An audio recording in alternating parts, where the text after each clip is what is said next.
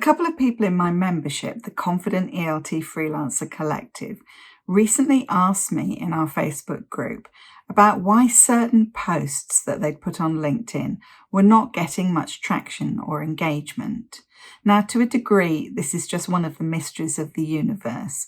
Nobody really knows exactly how the algorithm works on any platform. However, I've put together 8 reasons why your posts might not be getting the reach that they deserve and what you can do about that.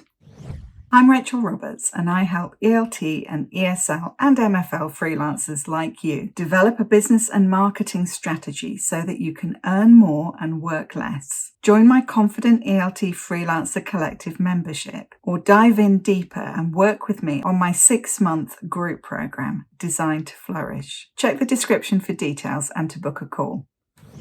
So let's go through those reasons why your post might not be getting the reach or traction or engagement that you want. 1, your post has an external link. Now, it's definitely true that posts with external links don't tend to do as well in terms of reach. It's fairly obvious that to make money from advertising and from paying for the paid services that LinkedIn offers, it's important to keep people on the platform, not take them away from it. However, we need to first of all think about the purpose of your post, because it isn't a solution to just decide that you're never going to include an external link. Maybe you want people to sign up to your mailing list or go and visit the sales page on your website. All of that is far more important than any drop in reach that you might get from having that link within your post. Sometimes people will tell you to put the link in the first comment, but this isn't something that I advise. Partly because it has been found recently that if you add the first comment yourself, this will also reduce your reach.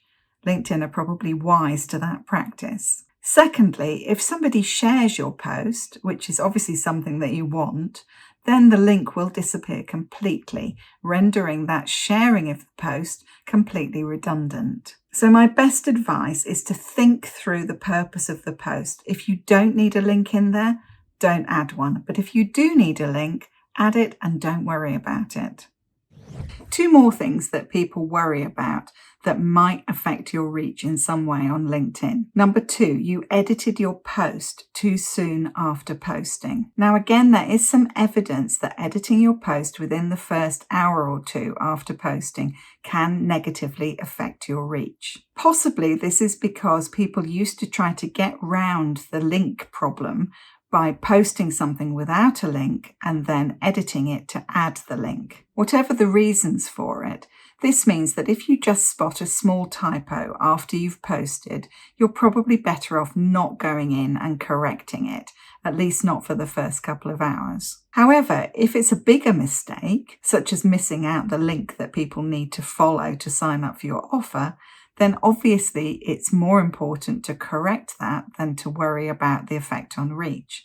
And of course, you could also just delete the post and start again if you haven't yet had that many people see the post or respond to it in a comment. Number 3, you posted at the wrong time. Now, before you ask me, I don't know what is the wrong or right time for you to post, because this depends on what time zone you're in, what time zone your potential clients are in, and when they're most likely to be on LinkedIn and looking at posts. For me, I know it definitely does make a difference if I don't manage to get my post out within the first couple of hours of the working day here in the UK. It makes sense to get your post out earlier rather than later in most cases, because that gives the algorithm time to assess the initial reaction to it over the first 1 or 2 hours, and then decide whether it's worth putting that post out to more people. The later in the day that you post, probably the fewer of the right people are going to see it and respond to it. However, it really does depend on who your clients are and where they are and when they're on LinkedIn. So these 3 things are the things that people most often really obsess about in terms of posting on LinkedIn, but they're not really the things that actually have the biggest impact in terms of your reach and growing your audience. Let me tell you what's actually much more important.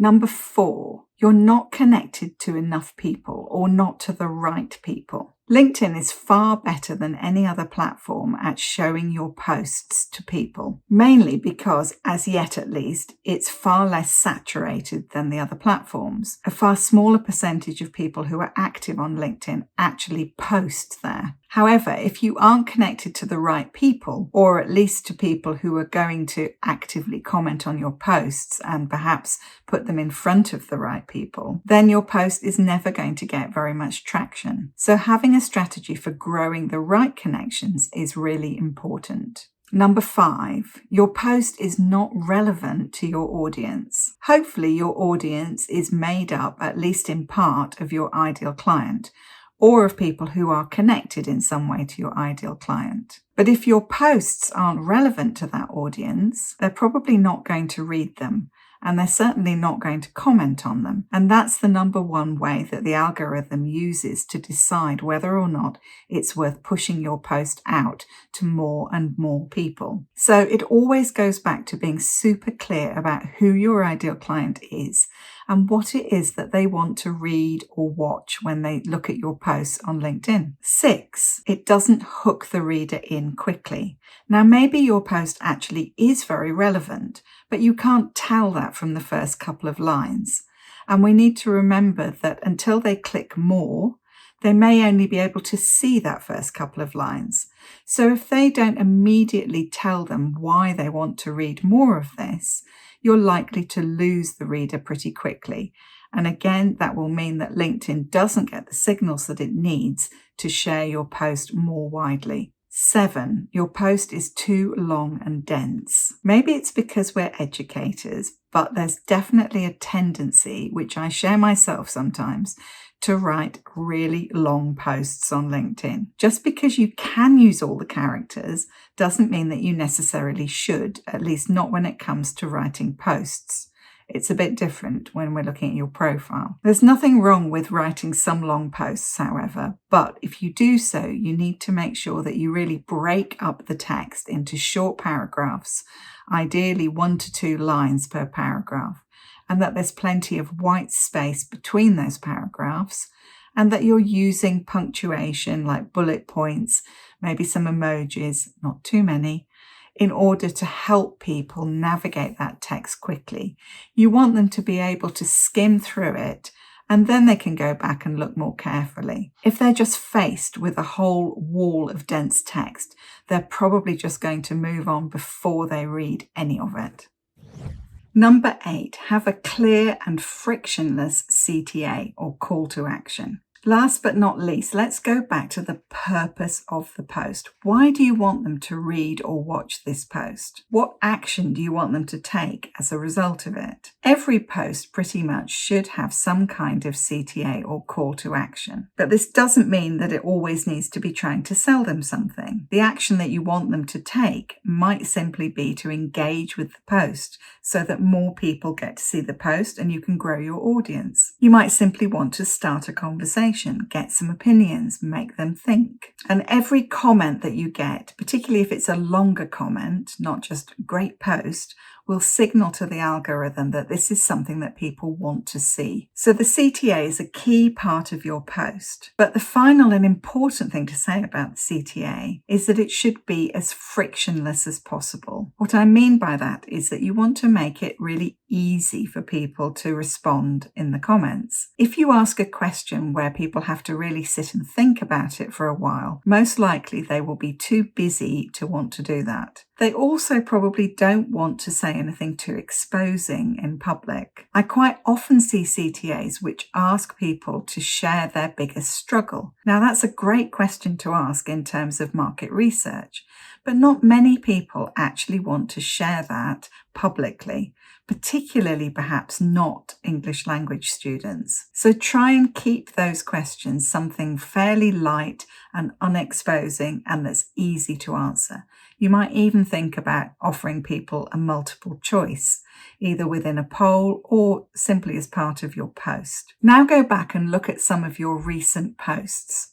How could you tweak them to make them perform more optimally, given the points that I've talked about in this video? What do you need to remember when you're posting in the future? Don't obsess about the algorithm. Nobody really understands how it works anyway. Instead, obsess about the content of your posts and how well that is meeting the needs of your ideal client and showing them that you really understand them and that you're the right person to help them. For more help with identifying and shaping your niche, designing a service or product that those particular clients are crying out for, and learning how to market that more effectively, check out my group program, Designed to Flourish, in the description under this video. In the next video coming up on your screen, I'm talking about why you may not be getting clients through LinkedIn, and of course, what to do about that.